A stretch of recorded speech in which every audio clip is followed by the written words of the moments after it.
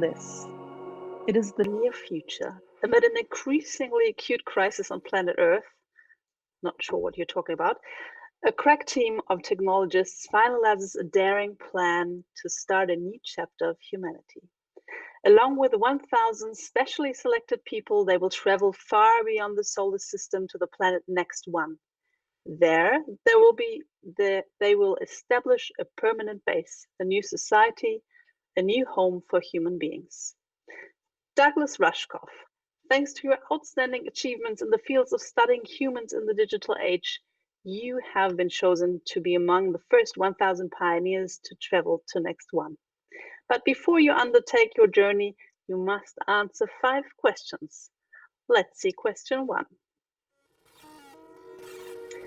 Name one luxury physical object you want to take to your new home. I hope these don't get me kicked out. I'm thinking I would like a complete mushroom spore kit. All right. Of all kinds of mushrooms, because I feel like the sacred plant medicines of Earth shouldn't be left behind, and I don't know if they're going to have mushrooms on the new planet. So yeah, I want to bring a kit with like a variety of different teaching plants. All right, I'll be interesting to taste your mushroom soup there. So, name one exceptional person who should qualify to be among the first 1,000 pioneers. If I had to pick one person, honestly, I think we should select at least one person randomly, probably more, because I've been thinking about the citizen council concept of that Extinction Rebellion is putting forth. And the idea that rather than electing them, you pick them randomly to avoid sort of the existing biases that we have.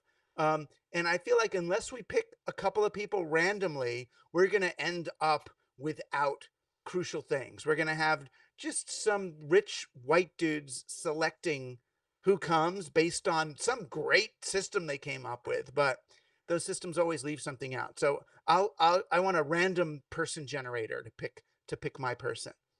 I love the idea. Create one law that bans something from next one forever. If I got to go to one law, I'll go to Hillel, who when he was asked to like describe the whole of Judaism, like in standing on one leg, and he said, don't do anything to someone else that you wouldn't want done to yourself. It's kind of the opposite of do unto others. It's more than negative. Refrain from doing something to someone else that you wouldn't do to yourself.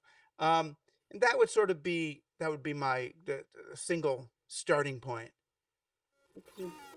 I mean, these are tricky. I know, but we want to only take the best to our new planet. So Okay. Explain one truth about human nature or one ethical principle to live by that you have learned from experience. Well, I mean,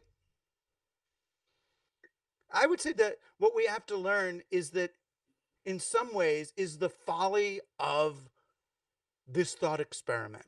In some ways that you can never escape history. You can't, there's no discontinuity, that where we're coming from, the stuff we've done, karma is real.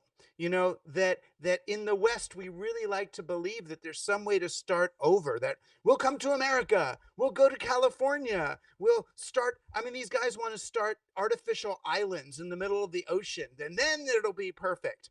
That it doesn't work, that we're part of a larger system, and we can't spawn like that. Your children are connected to you. Your experiences are in their DNA. There is no final escape.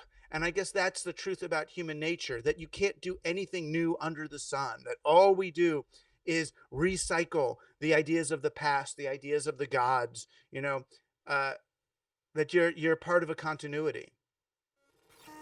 Which is also soothing, I think. Last week's pioneer was the futurist Sahel Inayatullah, and he said that your first book on the internet was rejected because the publishers thought the internet would not be around for another year. Not sure if that's true, but anyway, he wants to know from you, Douglas, what is the next forecasting error? I think the big forecasting error people are making now is that the financial markets will function intact for another decade. You know, I think that there's a what we're witnessing is the end of capitalism as the dominant economic system, and the realization that the real economy has been serving this artificial banking financialization economy for way too long and with too negative effect. And so many people are still betting so many trillions of dollars on the continuance of that thing, and it's detached itself. It's detached itself from reality and can be, doesn't matter how much money you have, it's how much skills and real resources you have. A lot of truth in there. Last question for you. Identify a question to ask our next week's pioneer, who will be British product designer Ben Sauer, who's postulating that we have to slow down to speed up. What's your question for him? Well, I mean, as long as we're slowing down in our development process, um, what I'm interested to know is how specifically can we incorporate social justice and specifically racial justice into the design process. You know, I'm almost more interested in how we integrate it into the design process more than how do we integrate it into our designs. So when we're teaching design to young people, how do we fold in the social justice consciousness into that process? Where does it come in?